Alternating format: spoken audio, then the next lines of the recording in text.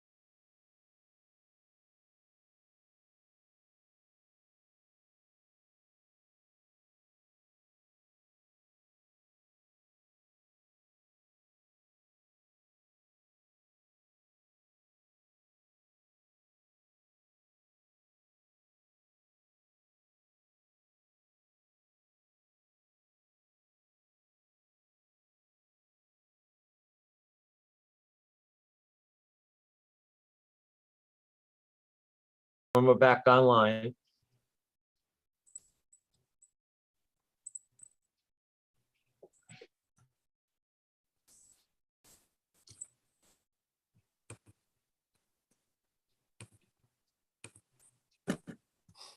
All right, everybody is in. Okay, sounds good. All right, then. Next up on our agenda is the recommendation to appoint James Garrity to the Conservation Commission. Rebecca Longwald, are you with us? Hello, yes, I am. I Oh, there we believe are. Jim is also with us. Hey, So Rebecca, how are you? I'm doing well. How are you? Good, good, good. The Conservation Commission was happy to recommend the appointment of James Garrity. He has been actively attending many hearings in association with one of the public hearing items that has since been closed. And he was regularly asking very specific questions to the regulations, looking things up, asking follow-up questions. So the commission was really encouraged to see him want to get involved on a town-wide scale. So I will, if you had any questions for Jim Garrity, he is on the line as well. Hey, Jim, how are you? Hi, good evening. Thank you for stepping up. It's greatly appreciated. Thank you. I'm excited to join the board. Great, great. Just one question. Did we advertise for this position? We have been advertising for this on and off for a long time. So Okay, well, my question's answered. yes. All right, well, let's get him in before he changes his mind. All right, Yeah. I move we appoint James Garrity to the Conservation Commission. Second. All those in favor signify by saying aye. Aye. Roll Jim, call. thank you very much. We Great. appreciate it. I'm Great, sorry, thank you. sorry, Jenny, you can do the roll call. That's okay. Roll call. Sikansky, Aye. Winner. Aye. Wysocki. Aye, Thank you.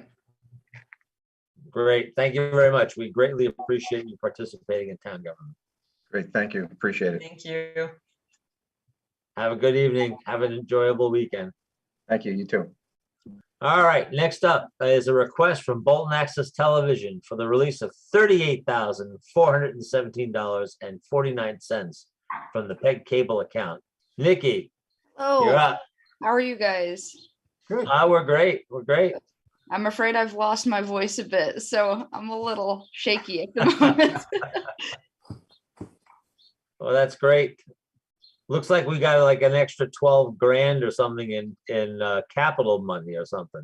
Yeah, that's right. So it's 26,417 for the regular Comcast franchise fee, and then the 12,000 capital money. So that's the 2021 money, and it gets replenished June 15th. So it'll get replenished here in the next couple weeks. Great. Great. That's super. That's super.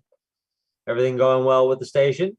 Yeah, so actually my production coordinator, Buffy Cutella, is working on a special project this summer where she's going to interview some people who have lived in Bolton for a long time and own historic homes and farms and things. So we're looking forward to having kind of a cool historical sort of project. That's great. That's great. Super. Well, we don't want to keep you any longer than you need to be. Do I have a motion to release the money? I move we release $38,417.49 from the cable account to Bolton Access Television. Second. All those in favor signify by saying aye. Aye. Aye. Roll call. Thank Sikansky, Aye. Winner. Aye. Wysocki. Aye. Thank you. Thanks, Nikki. Thanks, Doing a everyone. great job. Thank you. Bye. Appreciate it. Thank you, Nikki. Okay. Next up is an update from the fire chief on 24-hour staffing. Chief Legendre, are you with us? Yes, sir. Good evening. How are you? Very good, chief. How about yourself? Well, thank you. So as a trial, we have started staffing the station 24/7 with one paramedic 24 hours a day, a EMT basic from 7 p.m. to 7 a.m. and along with the current full-time staff that is working the day portion, myself 7 to 4 and then 10 to 6 with the full-time firefighter lieutenant. So we are covering the station 24/7 in that configuration. It's been very positive. Our response numbers are dramatically down and calls are up still. So we are, it's going well. Oh, good, good, good. Now, if you're doing it 24/7 now, was that anticipated in the FY23 budget stuff, or are you looking to take it from the ambulance reserve fund? Nope, this is the ALS, the paramedics are being paid out of the ALS account. The EMTs are being paid as the call members have been historically, so we're staying within the confines of our budget, staying within the staffing, using what we have currently, and the configuration works without any increase at this point. Okay. One thing I noticed in the slides that you had given us that after the 5-year period of doing this, we'll only have about $118,000 in the I'm assuming it's the ambulance reserve fund for the purchase of a new ambulance, which is a lot less than we would normally have. So obviously you're taking money from there to fund this. Is that correct? Correct. That is correct. But as the call volume goes up, those revenues do go up as well. That's based on today's call volume. When that was laid out, we have already seen an increase in call volume, which is going to add to that account as well. So that was targeted now, not broadcast out 5 years because of the unknown call volume at that point. Okay, so there is the anticipation that number will be higher. That's correct. Yeah, I'm to give you an accurate number as to what it was today. If we Okay. might. Now, and you're anticipating purchasing a new ambulance in the 5-year time frame. Is that anticipating rotating out the old ambulance that we now have as the quote unquote second ambulance? Is that sort of your thought? Correct. So actually now we'd be keeping an ambulance for 10 years. It'd be 5 years on the front line, 5 years on the back line, and then the replacement.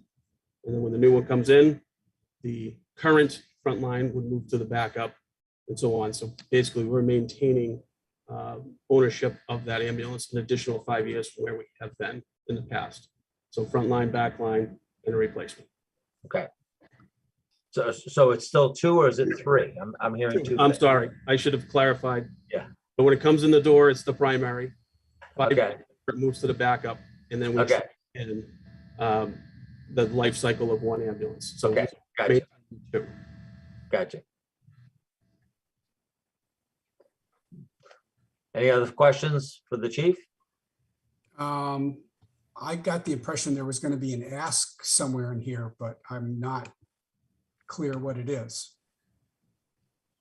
Did I miss under? I mean, I looked at the briefing material. The chief asked to be on the agenda so we could update you on the trial period. And unless you had any concerns, the intent is to move on beyond the trial period and continue as he's been doing.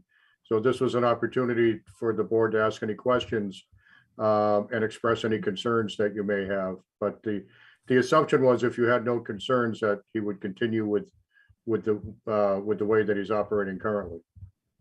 I would make 2 comments in response to that. I certainly think you should continue what you're doing. There's a lot of information that you provided. I'm not sure I'm able to digest it all, so I may need come back with some questions or something like that. I would also like to have the advisory committee see these numbers and get their reaction also. Okay. Unless you've already done that. I have actually spoken with Mr. Boyle on a couple. Okay. He has seen the presentation you currently have in your packets. We've discussed, and I guess I won't speak for him, but it sounded he was in a favorable position as well. Okay. And the ALS account that you're paying payroll out of, Is that the revolving account that we approve at town meeting every year? That's correct. Okay. Okay. All right, I'm all set. Yeah, I'm fine. I would say, let continue on and, maybe get an update in the fall or something, just to see where things stand, that Okay. that might be a good idea, but, no, I think, if we have if we have the kind of coverage that we need, which I know we've had problems, third shift and middle of the night, so I think this is good. It has been working out well. Tracking the numbers, that spreadsheet in the 3 weeks, we can see that our response times have been cut in half that weren't staffed.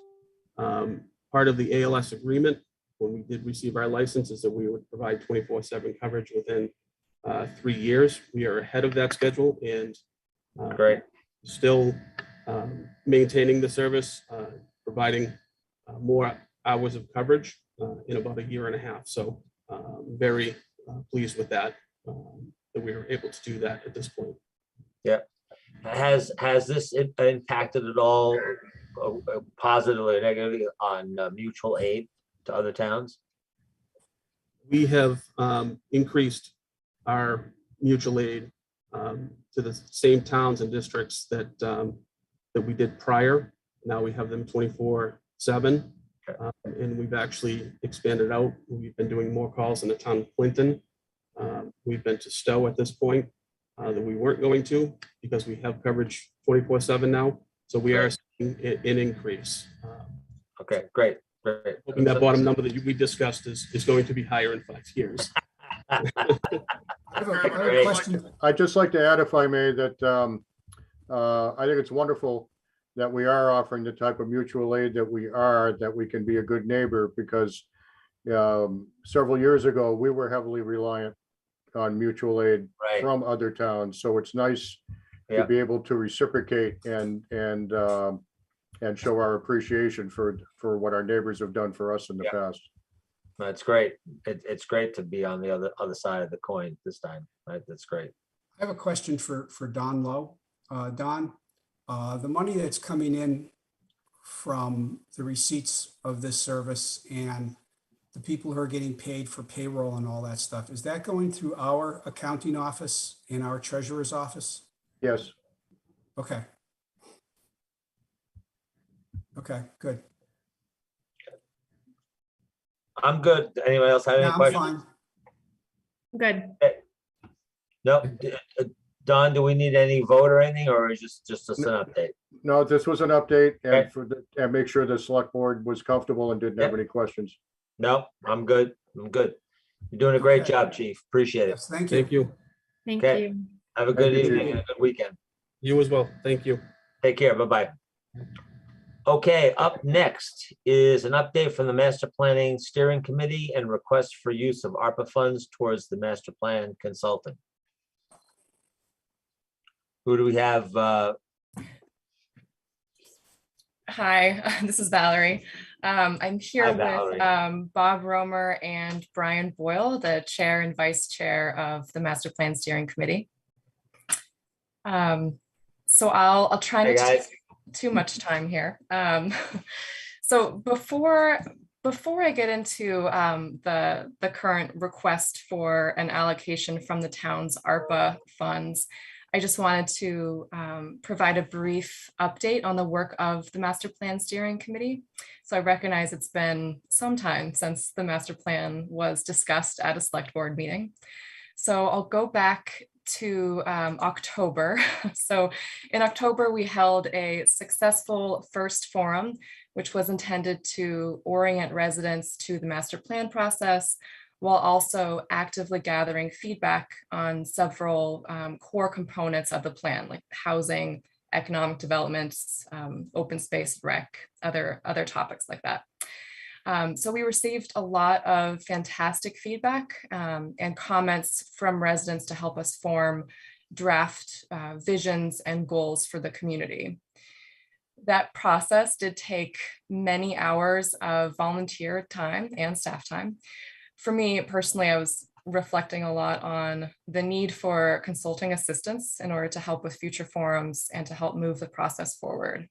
So the task groups, we have 11 different, or maybe 12 different task groups with various volunteers that are in excess of the volunteers that help us out with the steering committee itself. So those task groups have been consistently meeting throughout the time since October to finalize their individual existing conditions analyses and to work to find consensus within those groups on a vision and strategy to present at future forums. So meanwhile, Brian, Bob, and I have also been strategizing on the best method to get that technical assistance that we need. So since January, we've been actively applying for grants and focused in on an approach to seek one consulting firm to help the steering committee with the comprehensive process. So in March, almost exactly 2 months ago, I posted a request for proposals to try to solicit responses from consulting firms. So the update from the master plan committee is that the committee itself, the volunteers are steadily working on their task plans, but we've also needed to look to understand how to get a consultant on board. So the work left includes synthesizing those existing conditions analyses, really diving into data and assessing each component of the master plan. And we'll need to gather a lot more feedback from the public in order to solidify a vision and confirm an implementation plan. So we're looking to hold up to 4 more public forums, both in person and online, understanding that we will look to have a more visible and transparent process, which will be aided by a consultant. So that's the overview of kind of an update that I have now. I just wanted to pause there and see if any members had questions on that component. Yeah, I have a question on progress. I'm wondering, I attended the October event, and as I sit here, I don't think I know the 11 or 12 different groups that you have working. But my concern is that unless there's an increase in the revenue component of the town, that a lot of aspiring changes to come out of this process won't be achievable. So I'm wondering what or what group or across what groups is revenue enhancement, and by that I guess I mean I mostly expect that would be an increase in business in town, although there might be other ways to do it. Where does that fit in among the groups that you have right now? So I think that fits in a few different places. So we do have a municipal services task group looking at what types of services the town is currently offering. That is a component, of course, of this potential squish for revenue that we might find ourselves in. We also do have an economic development task group. That group itself right now is working with a consultant on a business district analysis and market assessment, which is essentially their existing conditions analysis to try to understand the economic climate in town. I think a lot of these task groups, these components of the master plan have a lot of overlap. And so as we move further in the process, it's going to be more important for us to continue to have these conversations. So we're not quite at the point of being able to look at a list of goals and say, how are we going to fund this? I think that part will come, and it's going to be more directly happening later on in the process. Okay, thank you. Well, I mean, I to further Bob's point and comment, I mean, there is a limited amount of commercial and business land that potentially can be used. So, I mean, we are already very limited in what we can do.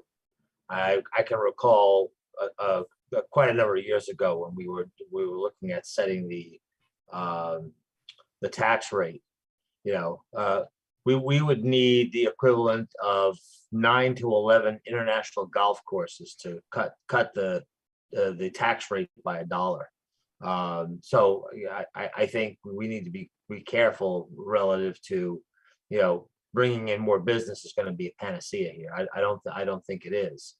And we should not be looking at, there are a number of projects in town that may come in, and I don't think we should be basing a plan on with the assumption that those businesses will come into town. I think we need to take a conservative approach to that. So I'm concerned. And also to your point about the Economic Development Committee, I mean, part of their survey was, one of the choices for businesses was bowling alleys. And I don't think Bolton wants a bowling alley in the center of town. But that was a choice I had to pick on their survey. So I think we need to really look at this from a realistic perspective of what we can and cannot do, and obviously, there's not enough ability to put businesses in town to cut the tax rate just from businesses coming in. So I hope we're taking a good but conservative view of that relative to what we can and cannot do in terms of the economic plan and the master plan that's being developed. Dan, if I may add, part of the ongoing study right now is to look at what types of business are appropriate, whether they can succeed, what demand there is for them, where that business is going outside of Bolton that could be brought back to Bolton. And a critical element of it is what about the vacancy rate in our commercial and industrial facilities? What can we do about that? So right. I think that's a realistic approach to it. Let's figure out what the market out there is. Let's figure out what the needs of the community are. And let's start looking at a realistic approach for addressing both of the above. Yep. No, I think that's good, Bob. I appreciate that. Okay, so I think you folks have come to ask for some money. Yes. Yes.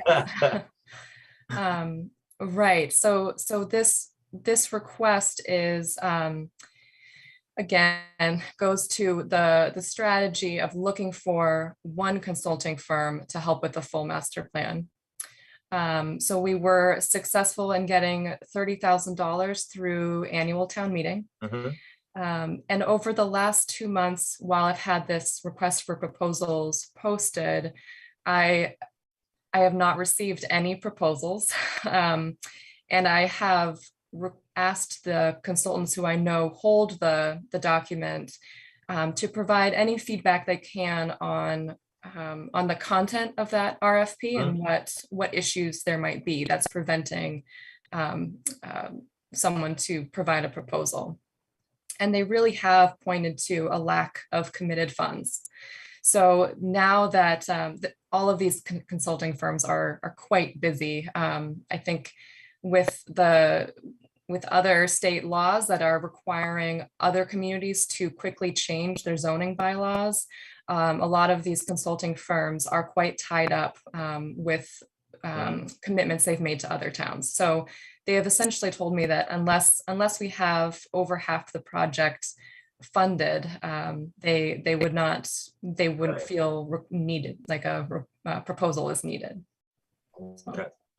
So you're asking for $70,000 right now, and I know that you were looking to apply to some grants, which potentially would not be awarded until sometime in the fall of this year.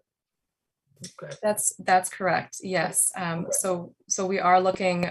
Next week, I will apply for a grant that will not be announced until October, and I don't want to lose momentum with the master plan. Right. So basically, this ask for $70K will just get you to a threshold of about $100,000 with the $30K we got at annual town meeting, to show these consultants that yes, we are committed to do this, to allow you at least get some kind of response from the RFP. So in that regard, I mean, as long as we have the money, I'm fine with going forward with that. Valerie, if we have the committed funds, that'll get us proposals from consultants, correct? Just at least getting them engaged. And then That's how yes, do, that's what they've told me at least. Okay. Yes. and then do they then bill out their hours and like invoice? Like, how does that work with the money?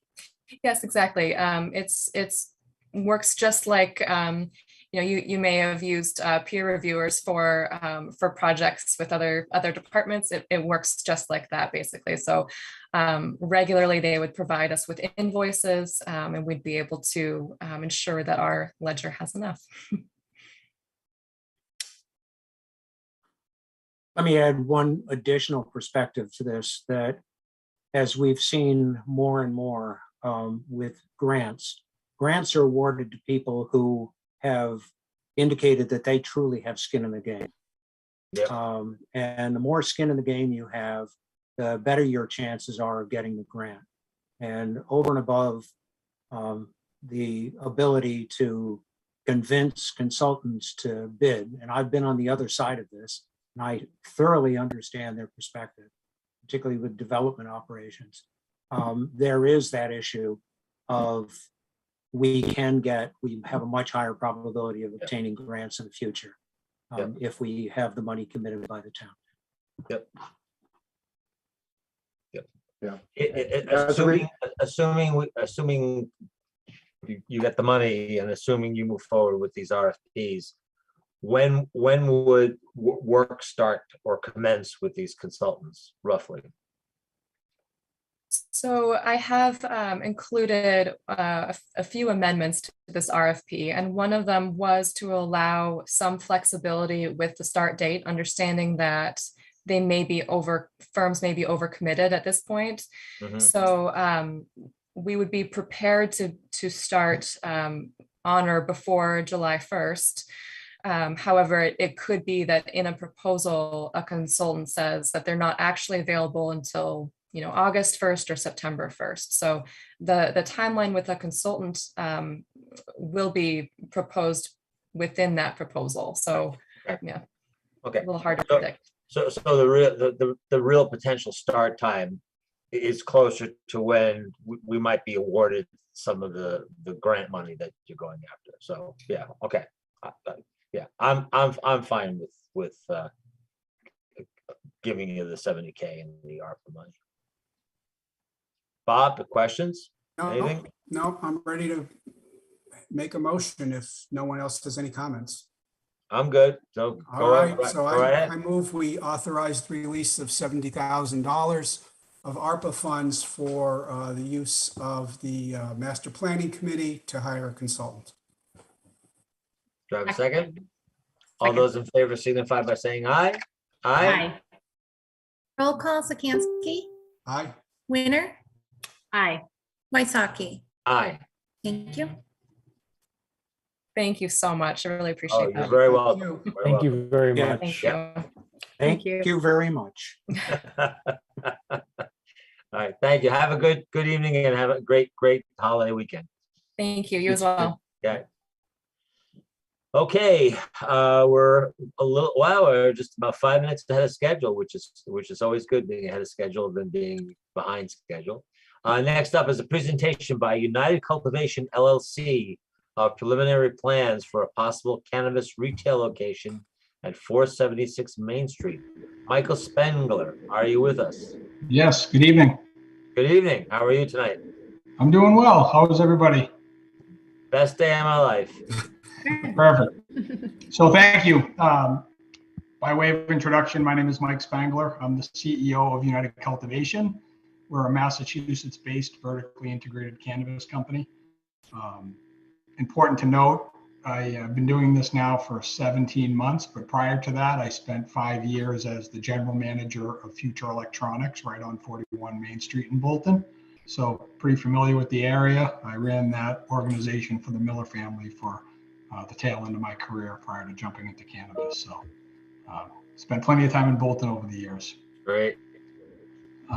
I'd like to, if possible, share my screen. I wanted to give just a brief introduction to our organization and our desire to potentially put a retail establishment in Bolton. We've been operating another retail location in the state. We have another one planned, as well as some other business operations. So as we continue this conversation, I just felt it was important to kind of get out and introduce myself and share with you what we're hoping to accomplish. So if that's good, I'll share my screen. Please do. It looks like I'm disabled, Jenny, if maybe I could.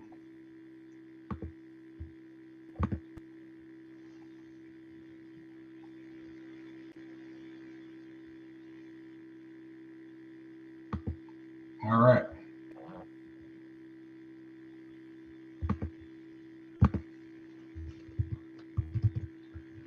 Let me know when you guys can see my title page. Yes, we can. Great. So I thought I'd start just with a quick general Massachusetts cannabis industry update. I like to do this I'm not entirely sure. I know you've had some conversations on this topic in town, but just to give a quick update of what's happening in the state. The top left box is basically some bubble markers for all the cannabis retail locations that are now operating in Massachusetts. So Wow. if you went back a couple of years ago, this was very sparse and probably less than 10. And it's grown pretty considerably over the last year and a half. The top right box, I understand you can't see that, but basically what that is license application statuses. And the largest group for license applications is retail, primarily because they're the most cost affordable cannabis businesses to enter, followed by marijuana cultivation and marijuana product manufacturing, which we actually have provisional licensing on both of those classes. That just gives you the size and scope. So in that retailer category, there's currently 417 approved licenses. They're in varying stages. Most actually are kind of sitting in limbo a little bit. It's one thing to get the provisional license from the state, but to actually execute and open a facility is quite another story. And then as you may have seen recently in the news, the cannabis industry in Massachusetts, the tax revenue has now exceeded that of alcohol, and it surpassed $3 billion this month in revenue, which is pretty mind-blowing. Wow. So just quickly, United Cultivation, kind of our mission statement, we exist to accomplish three major goals: be the most preferred cannabis company for both our customers and our wholesale partners, exceed our internal and external customer requirements through continuous improvement, and most importantly, provide a home for hardworking, dedicated, knowledgeable, and ethical people who believe in this company and the philosophy. So kind of an overarching framework of how we kind of go to market. It's been a pretty interesting experience. I'll share a little bit more about it as we go through the slides. So the company was formed in November of 2018. We're headquartered in Ashby, Mass. We attained provisional licenses in March of 2020 for retail, product manufacturing, and cultivation. And then we opened our first retail location, which we consider to be our flagship location, in Ashby in March of 2021. So we've been in business there for over a year. We expect our post-provisional license inspection for our outdoor cultivation within the week. I actually just got the date. I think it's next Thursday, where the state comes out for an inspection. We recently, in January, signed a host community agreement with the town of Groton for our second retail location. I live in Groton, as does my primary partner. And we expect the build out of our product manufacturing and indoor cultivation operations to be pretty close to complete by the end of this year. So if you add all those together, we would have an indoor cultivation, an outdoor cultivation, a product manufacturing, and 3 retail locations if we're able to proceed in the Bolton market. And just to share a little bit about the company organization. So when we started, United Cultivation was a single company. We were starting, the industry was really new. We weren't entirely sure how things would go, and we just really focused on getting licensing. Once we received licensing, we learned quickly about all the fun tax codes in the federal government and 280E and how it's best to break your licenses into separate entities. So this is our current entity structure.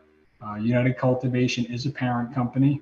They're the 100% owner of these 3 subsidiary companies, and each company is a operational business unit. So UC Retail has our Ashby license. It has our submitted Groton license.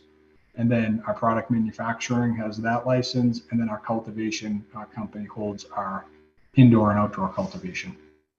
Any questions? Nope, I'm good.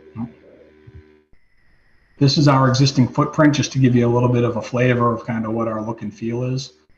That top building is our building in Ashby. That's our flagship. That's about a 6,000 square foot front of the building that we take today, with about 4,000 square feet targeted towards the retail space. And the bottom left is just an aerial of our property. We're pretty uniquely positioned there. We control 150 acres. The industrial zone is 20 acres, and that's the zone that was zoned for cannabis. That picture, if you can see it, the top of that picture, you'll see a fenced-in area. That's the outdoor cultivation area that we're waiting on licensing approval for. And then on the right, we're signing a lease this week in Groton. Groton had we needed a change to the bylaws via town meeting, which was supported and passed this month. So we're moving forward there, and that'll be about a 2,000 square foot location. What's unique about that Groton location is that's an old Maid Street bank, and we are going to attempt to try to do a contactless pickup window at that facility. So pretty interesting business model. But this just gives you a sense of kind of the look and feel of the brand today. I wanted to just share some feedback. This is more of a little bit of a marketing slide, but it's a pretty competitive market. We've done fairly well. We have a lot of customer retention. As you can imagine, there's quite a mix of demographics as it relates to our customer base. We have people who are daily pot smokers. We have people who haven't ever used any cannabis product, and we have everybody in between. And so we try to make it more of a consultative nature in our interactions with the customer base, but it's been going really well. We have a lot of positive feedback from our retail at Ashby. This is the proposed location. Some of you may have heard, so 476 Main Street. I will note my primary partner, his aunt is Jane Hood, and his cousin is Tim, who run the Country Cupboard. And just ironically, we had been in a conversation with them about expansion, and they had advised that they have a couple vacancies. So the right side of the building, the bottom 2 floor units are currently vacant. And we did a little research and realized that this is in fact in the retail approved zone for the town of Bolton. And that's kind of how the conversation came to be. And just from a high level, some of the steps to the process, I think you may be aware of them, but actually prior to my meeting with Town Administrator Don Lowe, I went by the Bolton Town Hall, I think maybe on May 4th, just to introduce myself. Was able to get an appointment with Don. Subsequently, a week later, I met with Police Chief Nelson and Lieutenant Hamburger, and then today is our select board meeting. If there's interest from the town, kind of some of the needed next steps, simplified, would be for the town of Bolton to make a decision whether or not they want to enter into a host community agreement negotiation with United. Ultimately, if that was positive, we would execute a lease on the property. We would then need to perform our required community outreach meeting in town, where we would give the general public an opportunity to understand and see what we're trying to accomplish, as well as provide feedback. Shortly thereafter, we've done this before, so we would quickly submit our state application to the Cannabis Control Commission, and then begin all the local permitting, special permit process. However, we do feel pretty confident that anything that we do now, we would attempt to be open anywhere in Groton as well within 1 year. So that's kind of the 50,000 foot view of what I think the process and steps would be for those that aren't familiar with it. Right. And then ultimately, this is my contact information. I can share it with you after, but we're pretty transparent. we're just trying to, we've been fortunate enough to have our, get this opportunity. So I just wanted to be out front and introduce myself and see if anyone had any initial feedback and maybe share some insight on what potential next steps, if there's interest from the town.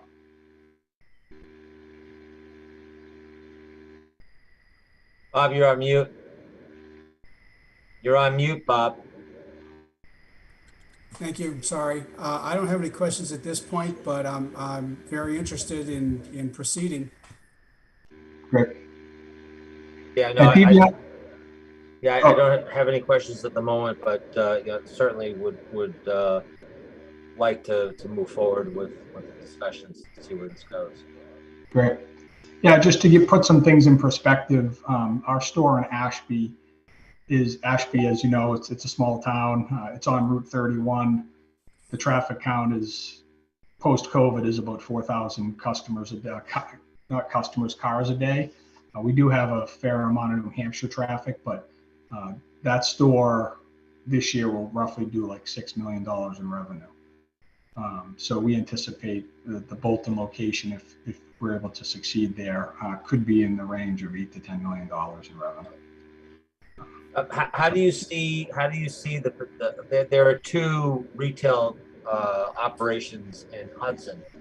Yep. Matter of fact, within walking distance of each other on 62. I mean, how do you see that being competitive or potential issue in terms of your business plans? Yeah, we're dealing with right now, as more retailers come on, we're seeing the greatest challenge, price pressure on product. So as people are entering the market, they're trying to compete. We are trying to create an experience and a brand that people want to go to, kind of an atmosphere where they find their shop and stick to it.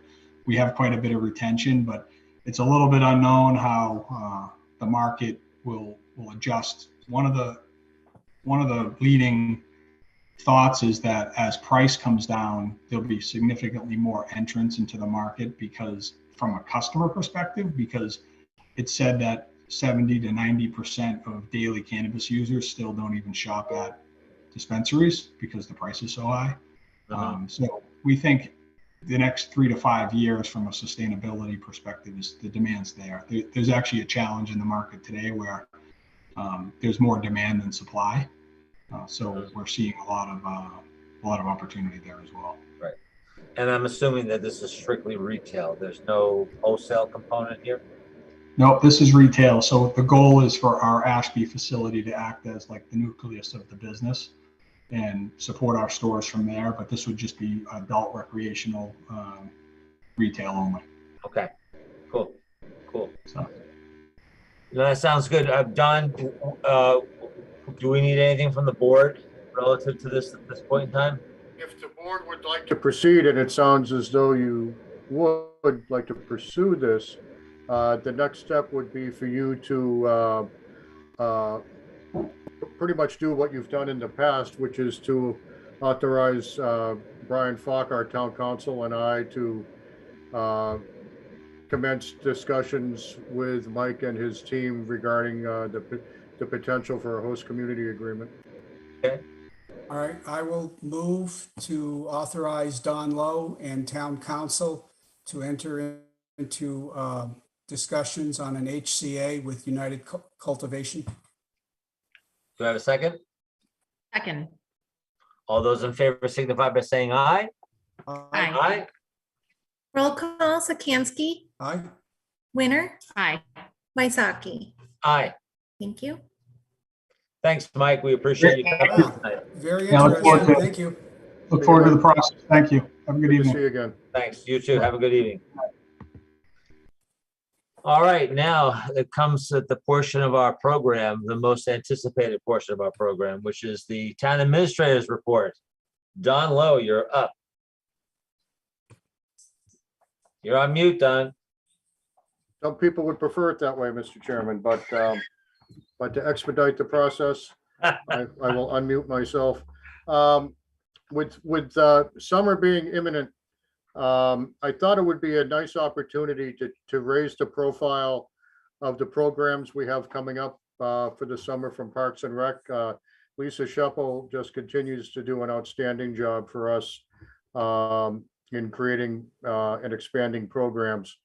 So I'm just going to read to you the summary that she provided me. Our summer programs run for 8 weeks, beginning June 27th and ending the week of August 15th. This year runs from 9 to 1 half day or 9 to 4 extended full day. Last year, we just did 9 to 1 and it was for 6 weeks. We have a couple of different sports programs each week, along with a kids town, which consists of nature hike and the back trail, arts and crafts, along with fun activities and games. This is for ages 4 to 12. New this year, we are offering CIT, which is Counselors in Training program, which is for kids 13 to 15. Then we hire and pay counselors that are 15 and a half to help with all the programs. Lisa is planning on having an adult to run the sports programs, which she has hired already. Then another adult to run the Kids Town programs, which she's still looking to fill that position. As of right now, we have about 250 spots registered. Last year, we had about 180 in total.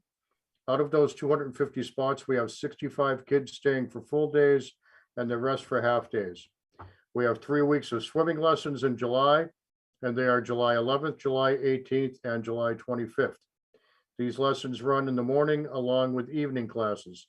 The evening classes are getting more popular each year. As of right now, we have over 50 kids registered. Wow. We have enough teenage counselors for the programs, but are still looking for one adult to run Kids Town. We're still hiring lifeguards and swim instructors. If anyone has any further questions, please contact Lisa Sheppel. Her contact information is on our website. But as I said, we've covered a lot of ground. When Lisa has covered a lot of ground. I shouldn't say we, because I have not been actively involved with this. But when this position was created, it was with the plan and the hope of being able to expand our programs and provide more for the kids and families of Bolton. And I think Lisa has really exceeded our expectations in that space. So That's great. I just really wanted to raise the visibility for that and That's say great. thank you to Lisa. She's done a great job. She really has. Yeah, we're very fortunate to have somebody like her. It's a terrific program. It really is. Yeah. So I'm so glad that the select board advisory and annual town meeting supported this position originally a couple of years ago. So that's my update on that. Also, I was asked to provide an update on the Live Golf Tournament looking to take place at the International over Labor Day weekend. Just to let the board know, the police chief, the fire chief, DPW director, and conservation agent and I have had multiple meetings already with the general manager for the International, as well as several senior officials of the Live Tour. We're covering pretty much all the bases that you would imagine we would be covering, and we have a lot more meetings in our future. So we're off to a good start with the planning, and we have a lot of ground to cover, and it's going to be a lot of work. Anybody have any questions to Don relative to this discussion item? No. Okay, no, that's great, Don. Just keep us in the loop. I know that you're on top of things, and we'll get some updates from you as we go. Well, as recently as June 9th, our next meeting, because I've invited I've requested and invited the general manager from the International to come to discuss where things are with the board. Okay, great. That's super. I appreciate that. So he will be in the first meeting in June. Great. Unless the board has any questions, that's all I have for you this evening. Okay. Great, thank you. All right, next up is select board business. Do we have any public service announcements tonight? I don't have anything. No, Emily? Okay. I do not well, have anything. Okay, once again, bottles and cans, Boy Scouts, very important. People are bringing the stuff up, but they're not putting it in the right place. So please separate your bottles and cans and the ones with deposits. That's the main source of revenue for the Boy Scouts in the town of Bolton. One other thing I want to bring, I mentioned this the last time, which is treating our DPW workers at the transfer station with respect. They are there doing their jobs. I have gotten additional input of residents who are potentially not happy with some of the rules and regulations there, and they take it out of the DPW workers.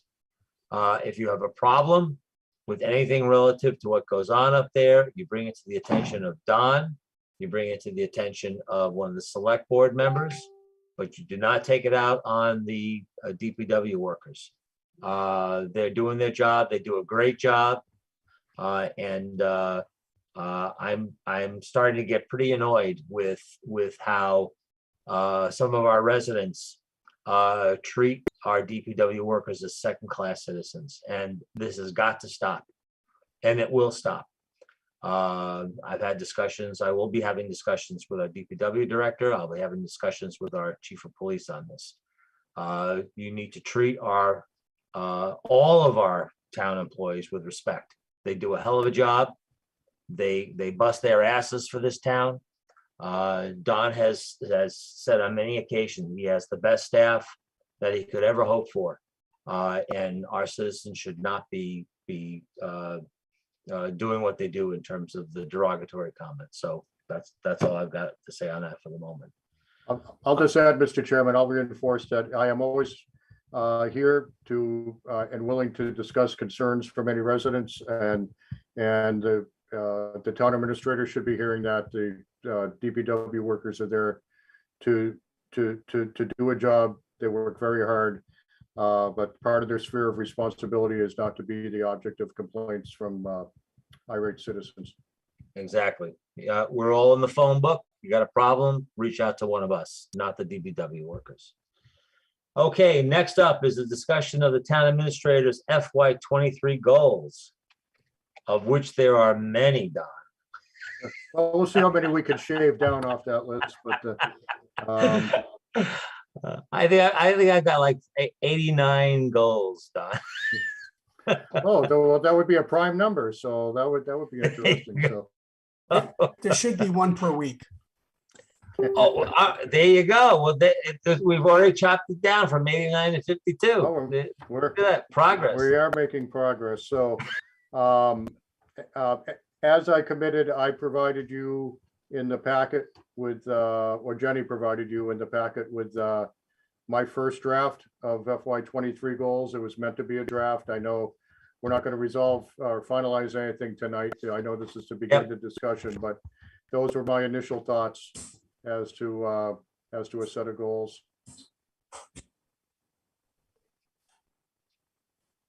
No, I mean, I like what's there. I know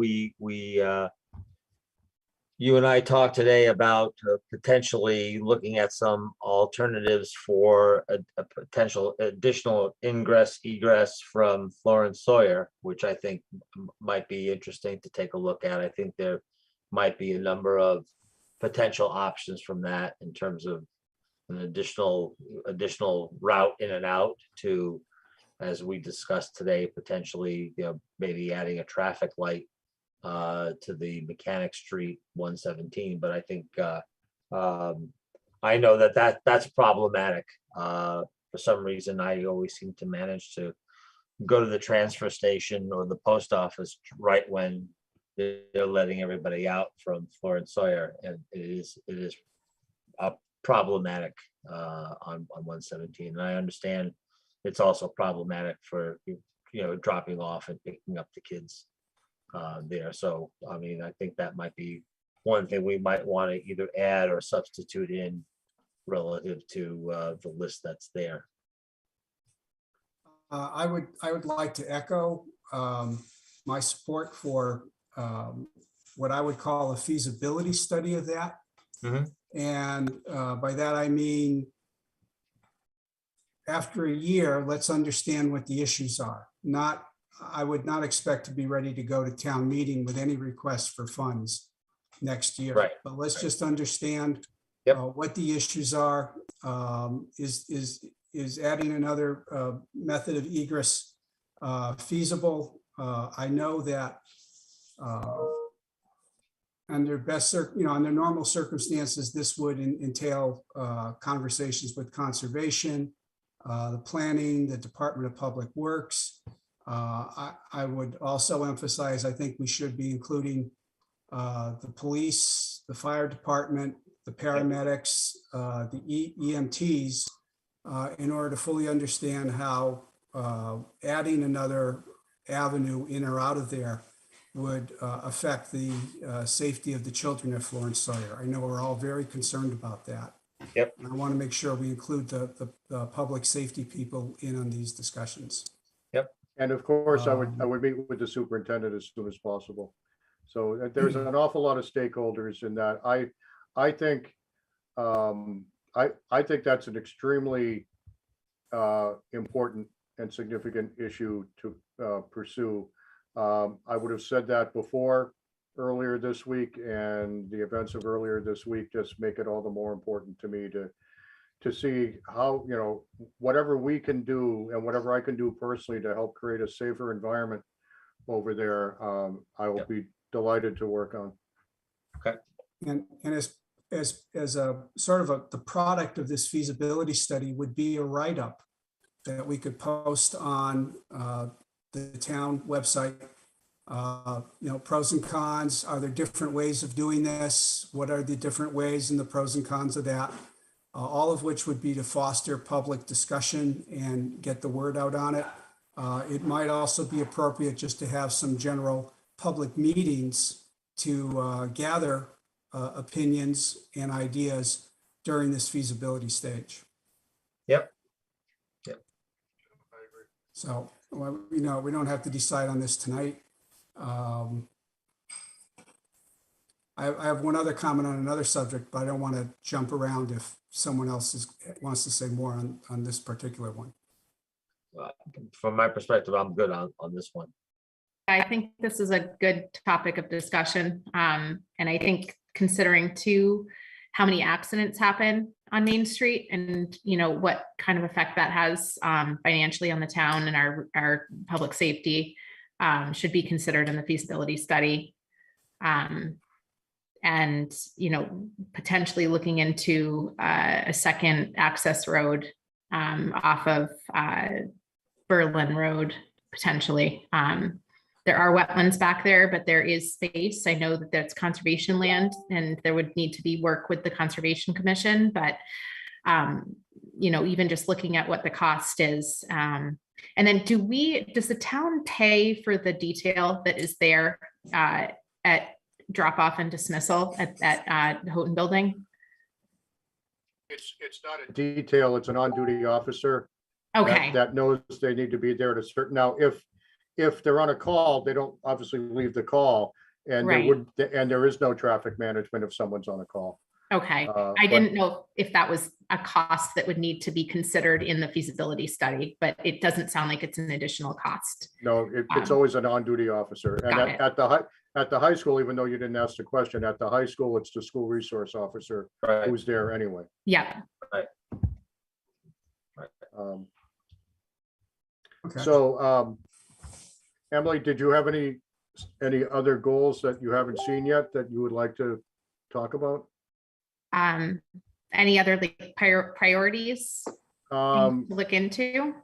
Well, yes, as far as goals, specific goals. I mean, not everything that's a priority necessarily fits as a goal. I mean, this is a huge deal, and I think it warrants being a goal. I agree with all of you. But I didn't know if you'd had an opportunity to look at the sheet that I provided, and if you had anything that isn't on there that you were hoping would be on there.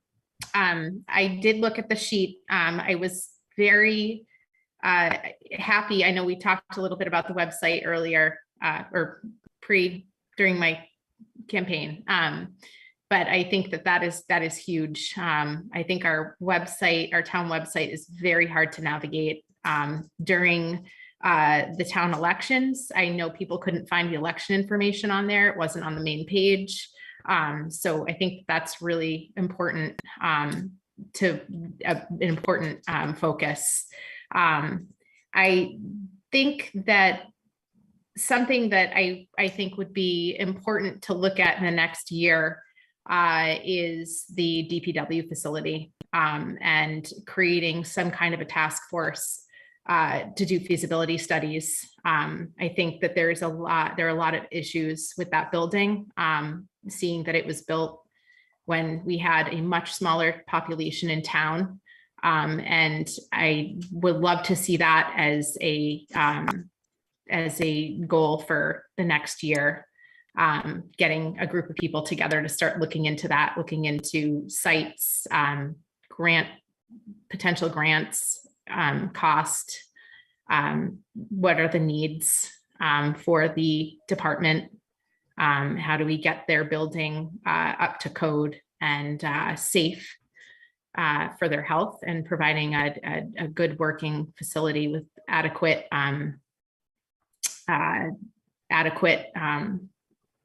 facilities. So I don't know if I won't try to solve for it tonight, but it strikes me that perhaps there's an opportunity to work with the master plan steering committee on that. And maybe it should be separate from that, but it feels like maybe that could be a component of the master plan. So maybe we can finalize things at the next meeting. I will say, depending on how large the list grows, I may look to call back some of it, because there could be some really large things here, but that's, I think, an appropriate discussion for June 9th. Well, actually, I think we need to get the DPW director involved in this. Oh, definitely. Yeah, I think we need to get his feedback, because I have not heard that the facility is in dire straits. I know that there's been some talk about potentially moving it based upon some commercial requirements or desires by a realty firm. But I think we need to get the DPW director's input. Well, we would definitely get the DPW director's input. He and I have had discussions, and while it would be extreme to say it's in dire straits, it needs a lot. It's pretty bad. Attention. Yeah. Yeah. Oh, it's been there a long time. It's been there a long time. It's in tough shape. Is Definitely in tough shape. And the dog agrees, whoever's dog. Agrees, so. Yay. Just DPW gets her excited. Yeah, I think it's a conversation that just needs to get started, honestly. Yep. Happen. Can you guys hear me? Yeah. Yeah. Right. It shows me muted, but Nope. but wouldn't that building be part of the building report that was due back in March and Yes, there'll be an assessment of that in the final report. Okay. All right. So we can put that building. I have no issue with, I'm not arguing about the condition of the DPW building, but I want to put in perspective of some of the other facility issues that the town faces. That's all. Right. I would just like to jump back to Don's list of suggestions. The website is, I agree, is something that needs some work. And I spoke with Don about this earlier today. I went there last week to actually look up something in past minutes of the select board. And when you do a search of select board minutes or the whole town website, if you use the search feature, nothing appears except stuff from 2017. So it's not really helpful. I mean, I'm sure it can be addressed, but that's one of the things that's frustrating about it. I would like to state that there has been considerable work done in the past year to improve the website. A lot of people have put a lot of work into it. I'm not saying it doesn't need more work. I'm not saying that at all. In fact, I think this is a goal that never goes away. No matter who the town administrator is, we should always be looking to improve the website. And we're going to pursue all the options that we have, but I don't want to diminish the work that's already been done. The website is in a lot better shape than it was a year ago. Yes. And a year from now, it's going to be in better shape than it is now. Yeah, well, to that point, Don and I had a chat about that this afternoon, and despite what people might think, whether it's Google or anything else, unless the title of the document has the word that you're searching for, you're not going to find it. Google or any other search tool is not going in and searching the contents of a document. So unless a document is titled with something you're looking for, you're not going to find it. Google does not go in and search the entire contents of any document, especially a PDF. So I've been in the computer business for 45 years, and that is a fact. So all of our select board minutes are labeled select board minutes. So if you want to go search anything from the last meeting to what we have that's on the site from 2004, you're not going to find any specific word or phrase, because the title of our minutes are select board minutes. And that's all it searches on and nothing else. It doesn't search the contents of those documents. Our website doesn't do it. Google doesn't do it. When you're searching in Word and on your PC for a document in your folders, it's just searching on the contents of the words that are in the title of the document, or what it's labeled at. So, we need to set the expectations accordingly. But yes, there's always room for improvement. One other thing on your list, number 9, examine interdepartmental processes and apply synergistic improvements. What in Lord's name is that? Well, I thought somebody might ask that. Don read a book and that was in there, and Oh yeah. Those are great. Synergistic. That's very. I'm very impressed, Don. You used that word. Well, actually, it was Jenny's word, but so yes, I thought that would garner some attention, and it became very clear over the past several months that we being me, since I'm responsible for this, need to improve communications and processes between certain departments and the select board or my office. One in particular would be Parks and Rec. Parks and Rec, as I said, do an excellent job. Lisa does an excellent job. The commissioners do an excellent job. When they, for example, book somebody for use of the common, and there could be signage, it's not intuitive to them that, have you talked to the building inspector and have you filled out a sign permit? Yep. Have you gotten approval from the Board of Selectmen? Yep. So all things like that, those are the things that, to quote Pam Powell, she says it all the time, you're not born knowing these things.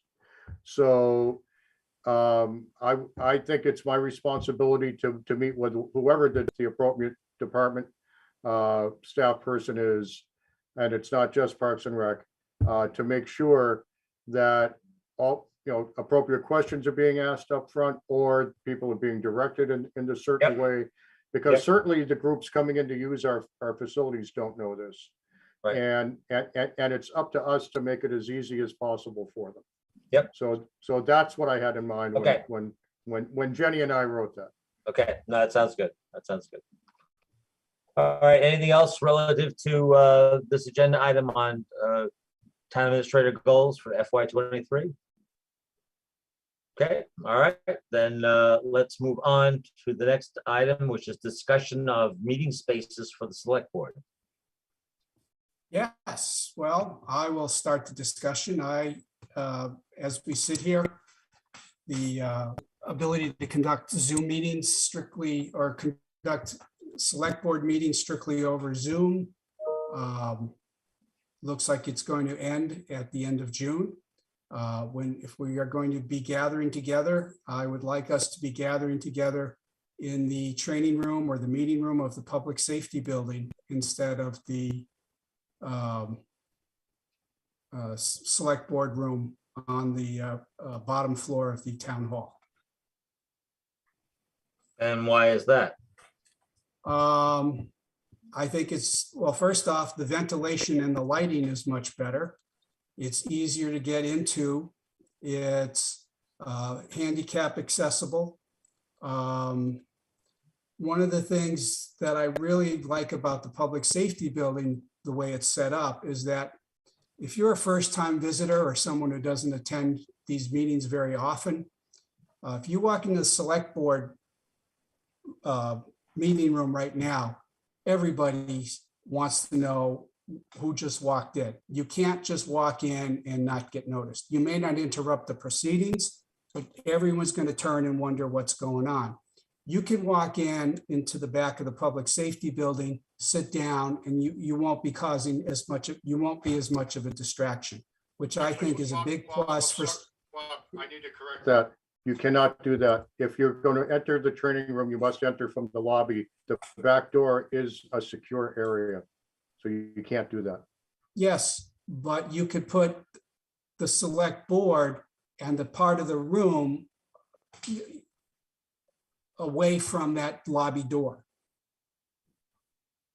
You could have the table where the select board sits at the other end of the room. So you're saying we would reorient that meeting room, that training room for the select board? Yes, So someone will be responsible for moving everything in that room before the meeting and then moving it back again. I guess, yeah. And if we need projection equipment, the projection equipment is would then be at the rear of the room and not the front.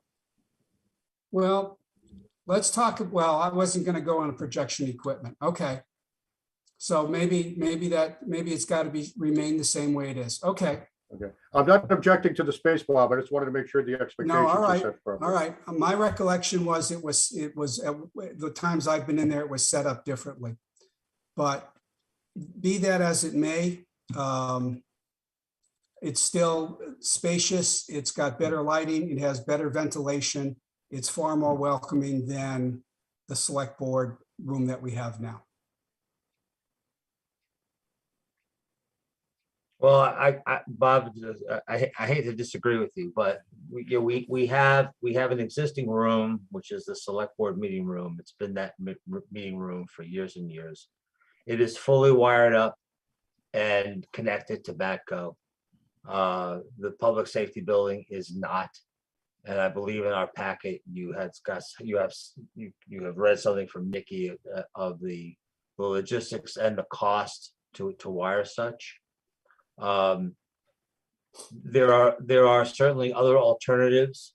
I think what we should be exploring is, I think if Batco can wire in Zoom to the equipment that they have, those folks who want to participate can certainly continue to participate remotely, which they can do at the public safety building because it's not wired up. But they can if it's at the public safety, if it's at the select board meeting room. I think this came out of a decision years ago from my participation as a selectman and two other board members who, without thinking it through, decided to have meetings at the Houghton building. I think the select board meeting room is still a perfectly fine room. If we have meetings where we anticipate a larger audience, we can certainly move one to the Houghton building, which is also wired with Batco. And that there is some parking there, and there's also parking across the street as well as a crosswalk. But to arbitrarily decide that we're going to do it at the public safety building, we have the library, which I think is also a fabulous meeting place if we need to have a meeting with a larger venue. There's certainly more parking there than there is at the public safety building. But there's just this, we're gonna decide that we're gonna move everything to the public safety building, I think is arbitrary and capricious. I think, well, one, in speaking with Don today, it might be that the governor will extend the Zoom meeting ability much longer than June. But if not, we still need to look at Bolton Access Television being able to connect remote viewers via Zoom, and we're live at that building. I don't see any real advantage to just arbitrarily going to the public safety building. It's not connected to BATCO. There's going to be a tremendous cost to do that. Parking is limited. People can park privately across the street, but there's no crosswalk. So I think we should just see what happens with the governor, and let's resume the meetings at the meeting room that we've had for all these years, which has served us well. And if we need a larger space for a particular meeting, then we'll figure out where we need to go. We have a variety of options to do that. I also, as I said the last time, this puts a burden on both Don Lowe and Jenny to have to move all their stuff from town hall to some other location every meeting. That was a bit of a pain the last time. It'll be a pain now. I would, in speaking for Jenny and me, we don't want to be a factor in that decision-making process. We will support whatever the board wants to do, and we will make it work. So, I just want to make sure that's clear. Some things are easier than others, but anything is doable as far as Jenny and I are concerned.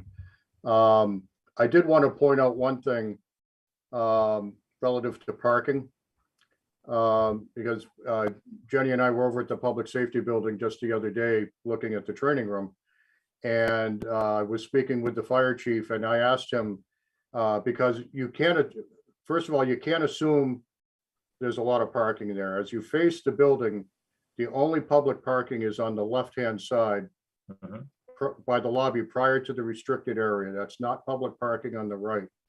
So we asked him what he saw for parking spaces to be available there, and he said 10 or 12. It was either 10 or 12. Well, I'll say 12. So it could be 10, but I think it was 12. So I just want to set that expectation also, that it looks like a lot of space there on the fire side. We would not park, and on the left side, once we go past that immediate parking area, that's restricted area for the police officers to park, and also where we would bring in, that's where the Sally Port is, that's where we would bring in criminals, that's where emergency police cruisers, if they're there, they go out on a call. Many times they'll go out that way. So that's why the parking is less than what it would appear to be. And then across the street is the church parking lot, which they have been very agreeable and very generous over the years with their parking. So I don't mean to imply that it wouldn't be there. But I just wanted to make sure that you knew what was on site. I do want to mention that, and Bob brought this up earlier, for public meetings, we really should be offering an accessible space. I think it's incredibly unfortunate that the whole lower half of, our town hall is not, I would not call it accessible. The Houghton building, I don't really know if it is accessible. It has a ramp on the front, but from what I understand, the doorways are not sized appropriately. I don't know if that's true or not, but I don't know if that's a truly accessible building. But I think that's something that we should take into consideration as we move forward, because this is a public meeting, and we do have people from the community that will be joining. It's something that's a factor that should be considered in picking a location. There is one other data point that I'd like to offer you too. One of the things that I do every morning is I read the Massachusetts edition of Politico. There's always a lot of good nonpartisan information in there. And one of the stories today was the amount of pressure that the governor is getting to either extend the current executive order or to normalize the executive order for all the reasons we've talked about before, because that automatically provides accessibility to anybody who needs it. If there's a handicap issue, plus we've all found that if anything, more people are attending meetings than they used to because they can do it from home. And COVID isn't going away anytime soon. We're still going through the peaks and valleys, but even in the valleys, it's with us. And I believe, and I give the governor a lot of credit for how he's managed things up to this point. I believe he will either extend the executive order further, which I think is more likely than normalizing everything right now or codifying it. But the executive order, fortunately for us, as it's written right now, expires July 15th. Our July meeting is July 14th. So in the worst case scenario of the governor not extending the executive order or codifying it, we would meet the day before it expires, and then we've got 6 weeks prior to our next meeting. So we would have 6 weeks running room to sort that out. And if you wanted to have a quick meeting to do nothing more than try to decide where to have the regular meeting in August, you would have some time to do that. And we shouldn't wait till then to flush out any questions about the options. But up through our meeting in July 14th, if nothing changes, we're still good. So I'd like to address some of the things Stan said. Bolton Access Television is not part of the town government. It's an independent corporation funded primarily through almost exclusively through the Comcast money that's collected and passed through. Does not report to the town administrator, does not report to the selectmen. The selectmen have no responsibility for the way it has operated or the way it will operate. In tonight's meeting, when we were going over Don's goals for fiscal 23, we were able to share those with all the people who were watching this meeting over Zoom. Similarly, when we were getting the presentation from United Cultivation, we were getting a presentation personally to us, but everybody who was watching this over Zoom could also see the same slides in real time as we were watching them. That's not available with Bolton Access Television. With Bolton Access Television, someone who's making a presentation to us is going to sit on one side of a table and flip over pages while we look at the same set of pages, and people who are watching are not going to be able to see it. People who are watching over Bolton Access Television will not be able to see the same documents that we are discussing or reading as we're discussing them. So where I'm going with this is whether or not we meet in the public safety room, the library, or town hall, Zoom should be our preferred method of recording the meetings. Okay, Bolton Access Television people would lose visibility onto the documents and the presentations that they've been able to see if we continue with Bolton Access Television. So even if we're in town hall, we shouldn't use Bolton Access Television. That being the case, it's immaterial whether or not Bolton Access Television has a connection into the library or into the public safety building, or whether it goes into the Houghton building. So it becomes a matter now of where's the best place to have a meeting that's most accessible to the public. The public safety building is under the control of the town administrator and the Board of Selectmen. The library is not. It is under the control of the trustees of the library. They set the hours, they set the number of people who can attend meetings. they make the reservations, and they do not, under current policy, you don't book out something for a year. They have tended not to be booking government bodies because they don't want to clog up the calendar so that other civic groups can't use it. We can't control that. The library trustees are elected, just as we're elected. So we will not be able to make a long-term schedule if we do that. And whereas if we go to the public safety building, we can lock in the schedule whenever we want. The other reason I would not want to delay this decision is right now, as we sit here, Thursday nights are open at the public safety building. 6-8 weeks from now, that may not be the case.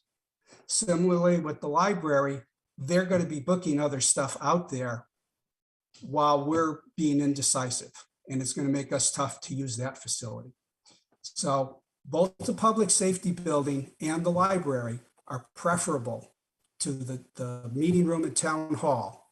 But of the two of them, we have control over the public safety building. We have control over how it's being used. Before we go lecturing other groups on how they should manage their buildings, we should be managing ours to get the most utility out of it. Well, first of all, Bob, Public safety building. first of all, Bob, you're incorrect about Zoom. If we hold the meetings at the public safety building, there is no Zoom capability whatsoever. We would all have to have a computer in front of our faces, just like we are now. And what I'm suggesting is we discuss with Batco how they can tie into Zoom. That's number one. Number two, okay, but how are they excuse gonna me, look at Bob, the you documents? had your opportunity to speak. Number two, the public library is a municipal building. I have had issues, and other groups have had issues with the library trustees and their management of that public meeting space. The library was designed specifically to allow groups to use that space when the library was closed. And there has been lots of issues surrounding that space between the library trustees and the library director. So we can discuss that at another point in time. And as far as the calendar is booked, you look at the meeting room space at the public library. It's wide open. It is absolutely wide open. So that's not an argument either. All right. It's not an argument either. But if you want to have the maximum participation of people, then you've got to we should figure out a way to get Batco to connect into Zoom so that people who want to observe this meeting can do it over Zoom, sitting in front of their computers like they do now. But they won't be able to see the documents. They won't be able to see the presentations. No, because we'll have Jenny do exactly like she does now, and whoever wants to see the presentation will be loaded on a machine, share the screen, and it can be done that way. So if we just get Chromebooks for us, then we're all fine. We could see the same presentations. Oh, so we're gonna spend. So you're advocating spending money. Well, how is Batco going to tie into Zoom? Have Are they you going to do it for free? have you asked them? You're the one proposing it. Well, then I think we need to ask that question. We need to ask that question. Okay. I To me, me, I'm bringing up the documents.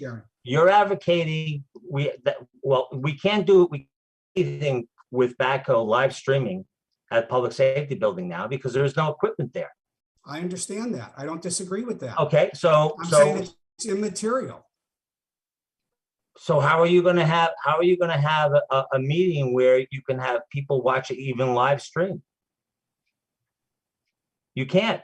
They all have to attend at the meeting room. I don't understand that question. Batco has no ability to broadcast from the public safety building. I agree.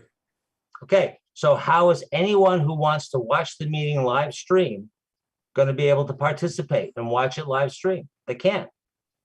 We'll do it over Zoom. How? Okay, I just said we'll buy Chromebooks. That means all of us have to have Chromebooks, and everybody sitting in that room needs to have a Chromebook. Or they could use their phone. Or they could bring an iPad. Sorry, Bob. I'm sorry, it's- Bob. That's ridiculous. It's absolutely ridiculous. You're trying to solve a problem that we don't necessarily have at this point in time. There is someone in a position of authority who would like to speak. That'd be Nikki. Nikki wants to say something. Oh, I'm here. Okay. You guys hear me okay? So we could figure out, no matter what, it would take time and money, but I guess what I'm kind of wondering, and maybe Dawn can answer this question, if the governor does not extend the Zoom participation law or the extension, the order, then can we use Zoom at all? I know people wouldn't be allowed to participate, like they couldn't speak up, they couldn't ask questions over Zoom, but would we even still be allowed to use it to broadcast? I don't know if you know that answer or not, Dawn. I think I do. If the governor doesn't extend the executive order, we basically revert back to where we were 2 years ago. That's what I thought. 2 years ago, there was nothing that prohibited, we weren't even talking about Zoom, but there wasn't anything that prohibited the physical meeting space needs to be open for people to attend. That's what the open meeting law is all about. Now, attendance has taken on a different definition in the last 2 years because of Zoom and because of the pandemic. But even back then, nothing precluded the use of enhancing the meeting by using Zoom. Can you do it technically? Sure, but the devil's in the details. What devices are needed? What's the expense of it? Now, if again, you go back to February of 2020, people showed up at a meeting and they saw presentations, they heard discussions. If people want to see presentation material that's being done over Zoom, yes, everybody's going to have a device, whether it's a laptop, whether it's a Chromebook, whether it's a phone, whether it's a tablet or something. Anybody, the general public attending the meeting is going to need to bring that with them. And there would need to be town issued Chromebooks or some sort of device, because we certainly would not have the select board coming in with their own devices to do that. They would be town issued. So I don't know of anything in the law that would have precluded it. And of course, I can't anticipate what the governor is going to do, but I think the best assumption is that the governor will either extend the executive order as is or codify things as is. I think it's more likely he'll extend it. But as far as if tomorrow the executive order was waived, we would be back to where we were. And I don't know of anything that would preclude a Zoom option. But Okay. But that would be an option. Yeah, thank you. I was curious about that. So we've been live streaming the select board meetings since before the pandemic. So, we've had that ability for people to watch from home since before the pandemic started. But of course, you can't participate that way. That's kind of the sticking point, watching it on YouTube or on the traditional cable channel. Yeah, so again, I think I'm right here. I'm not 100% certain, but part of the tenet of the open meeting law is to be able to view and observe and access the proceedings. Part of the open meeting law is not to participate, as the school committee has made quite clear the past few years. So, so that being said, I guess one could argue that if you looked at this as a hybrid option, you could be observing things at home via Zoom, or you could be attending physically in the physical meeting space. If you have something that, that's of concern to you, that you would want to participate in the discussion, then you would have to go to the physical meeting space. Okay, yeah, that makes sense to me. Thank you for clearing that up.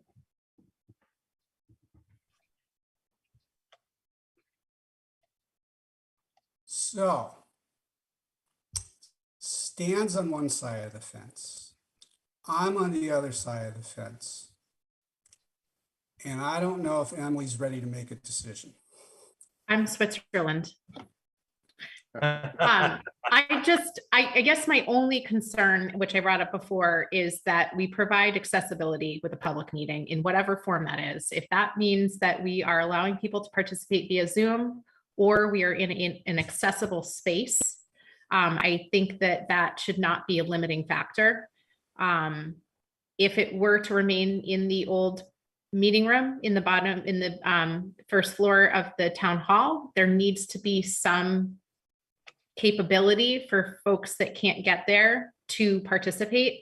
Otherwise, we need to be in an accessible building / space.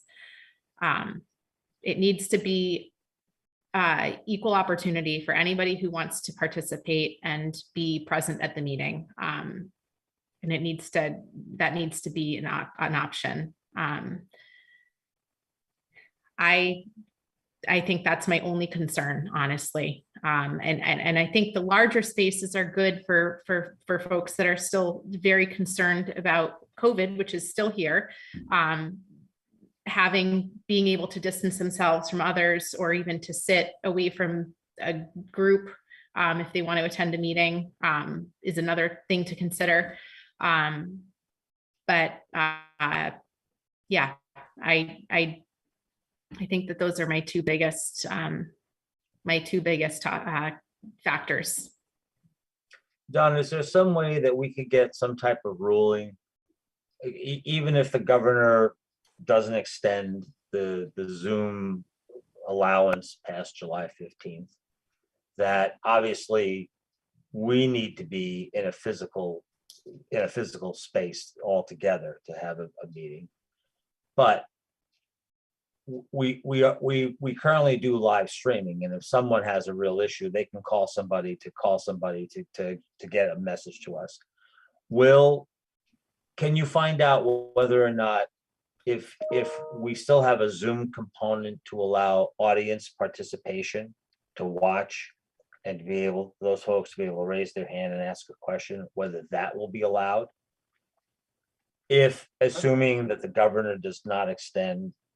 Yeah, and assuming the select board is all in the same physical location. I could pursue that. See, that's the problem with trying to make a determination tonight. Tonight, I'm trying to answer the unanswerable. June 9th, I could certainly make a best effort to have as much information as possible. I don't think, but my personal opinion is between now and June 9th, nothing changes, so you don't lose anything by deferring a decision to June 9th. And I think you can gain, because I can have some time, even though I'm not around next week. I could still have some time to do some research and get the ball rolling, and hopefully give you better detail and better options at your next meeting. I think personally that would be fine. There is a question from someone. I don't know if you want to. Who was asking the question? Brian Boyle. Brian. Hi. Yeah, I actually had a question / comment, which is, and I don't know if this is strictly within the agenda item we're discussing, but a lot of the considerations that you have all raised, I think apply to a lot of other boards and committees that have been meeting during this pandemic. Especially, I'll just say, for advisory's part, it's been really helpful for us to be able to share the spreadsheet on the screen so people are able to follow along in a way that was sort of much harder when we were sitting at a table. So I'm wondering if there may be an opportunity in the next few weeks to have kind of like a group meeting on this topic of how to integrate some of the best aspects of Zoom with my preference of going back to in-person meetings. Because I feel like there's a lot of boards and committees that may have technical desires that may or may not be possible, but I don't know the forum to kind of get all that out in the open and have a conversation with Nikki and all the decision makers and technical gurus.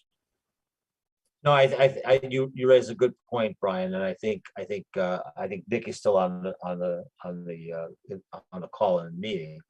If we were to go back to, a physical room, is there some way to integrate Zoom into it so that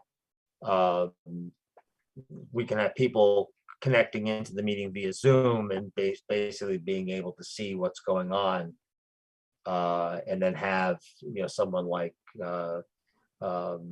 Jenny being able to present via her laptop through live streaming a presentation to allow the people at home to see that. Because obviously, if we go back to just strictly live streaming, you lose that ability to be able to present something via the live stream screen. So I think there's some homework on both parts, from Don's perspective in terms of the legal aspects and Nikki from the technical aspects. And I need some time to get that done, and I'm unavailable next week, so That's fine. I could look at the June 6th or June 7th, depending on Nikki's availability.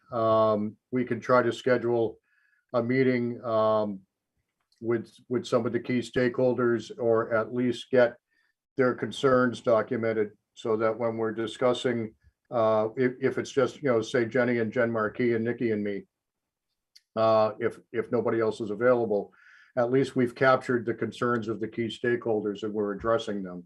I think we're going to find an awful lot of commonality. I don't think there's going to be a lot of unique requirements here, but to hear from as many people as possible, and then hopefully that positions us for an update for the board on June 9th. Okay. Well, I'm all for that. I think we could still make a decision tonight. Stan wants to put it off. So Emily, you're going to be the tiebreaker again. Do you want to make a decision tonight, or do you want to put it off? We're talking about putting it off until our June meeting. Yeah. Yep. I mean, I don't think a lot is going to change in terms of availability in 2 weeks. And if it means that we can gather some information about potential spaces to consider, I think that is not a bad idea. Okay. So it's on the agenda for June 9th. Sounds good. Okay. Okay.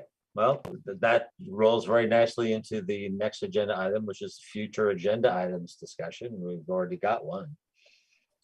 We do. And I have an idea for a future agenda item, not necessarily the next one. And the origin of this is that the select board, there are a number of boards and committees that are appointed by us, the select board, the Conservation Commission, for example. But the conservation, the Conservation Commission, and advisory, I believe also. But those two committees are mandated by state regulations, as are the Historical Society isn't mandated by Historical Commission, I'm sorry, is not mandated by state, but by accepting the provisions of Mass General Law at a town meeting that created the Historical Commission, but all the people are appointed by the select board. And then there's another group of committees that are only created by the select board and whose members are only appointed by the select board. And historically, those committees are created and the select board does nothing with them ever again. I'm wondering if what is the role of the select board? To me, those committees are extension of the select board. And what is the role, what I want to have a discussion about, if you two are interested at a future meeting, is what is the role of the select board in determining the performance and overseeing or not overseeing those committees which are created and appointed by the select board, specifically the ones that the select board don't exist except for the select board creating them. What should the expectation be of our oversight of those committees? Yep. No, I'm actually glad you brought that up, Bob, because I have had some discussions with Don in a similar vein to what you have mentioned. And I agree. I think we need to have that discussion, especially some of the boards and some of the committees and groups that have been created and appointed by the select board. Again, you mentioned one in particular where they might have overstepped their bounds in terms of what they are doing or not doing. So I'm in full support of that. I think we maybe have an overarching general discussion about that. But I was also thinking about having an agenda item to focus in on a particular a group and discussing, what they're doing or not doing and those kinds of things. So I'm in absolute full support of having such a discussion. All right. So what I would like to see is, before we get down to individual committees or groups or something like that, that there is a consensus about what there should be and what the process should be about following up, or what do we do if things are fine? What do we do if we don't think things are fine? And and then start having a discussion about individual committees. That's the way I would like to see us proceed. Yeah, no, I think that's great. That was part of my comments when we reorganized the board about getting ahead of the curve on some of this stuff. So I'm in full agreement with you, Bob. All right, it's Mr. Chairman, it's up to you to get it on the schedule. Okay, Emily, you have any questions? Comments? Nope. I think that's a good discussion to have. And Bob, just to clarify, you're talking specifically about committees that are appointed by select board, right? Or you want to look at all the committees? No. Someone who's elected, it's hands off. If it's an elected group of people, it's hands off. If it's a group and then what remains are groups appointed by, actually there's probably three groups. There's groups that the select board appoints the members to, but those groups are mandated by state law. There's the groups that are appointed by the select board, but they're not mandated, but the town has voted them in. And there are those groups that only exist because the select board created them. Okay. So, my focus is certainly not on any elected board or officials. Yeah, we can certainly have that discussion and we'll get it on the agenda. We'll start top to top and then we'll go down. Sounds good. Anything else on that? If not, then we need to approve the bills and the payroll warrants for W22-23 and W22-23A. Do I have a motion? Do I have a second? Second. All those in favor signify by saying aye. Aye. Oops. Roll call. Sikansky, Aye. Winner, Aye. Waisaki. Aye. Thank you. And do we have minutes? We do have minutes. We have two sets. We have April 28th, which had no changes, and May 12th, which had changes. And give me a moment and I can display those. Okie dokie.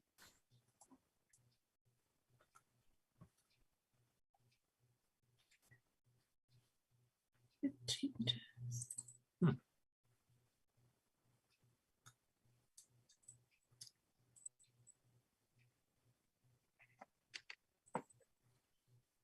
Okay, you're seeing them now? Yes. Yep. All right, so the changes are in red.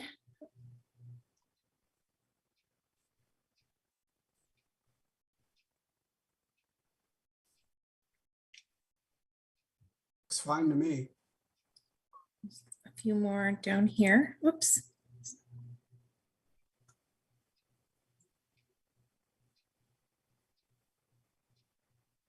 Yeah, was there more? Yep, a few more.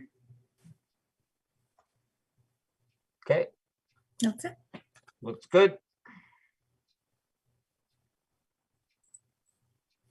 And this is for which? So those were from May 12th and the April 28th had no changes. Okay, All right, I move that we approve the minutes of May 12th and April 28th, regular session. I'll second that. All those in favor signify by saying aye. Aye. Aye. Roll call, Sikansky, Aye. Winner, Aye. Waisaki. Aye. Thank you. Okay.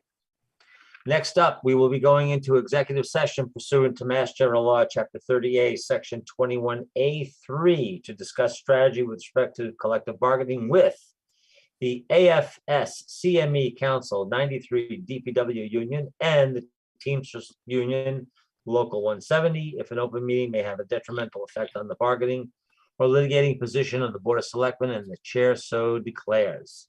So And also moved. to approve, also to approve executive session minutes, and the board will not be returning to open session. Okay, so moved. Do I have a second? Second. All those in favor signify by saying aye. Aye.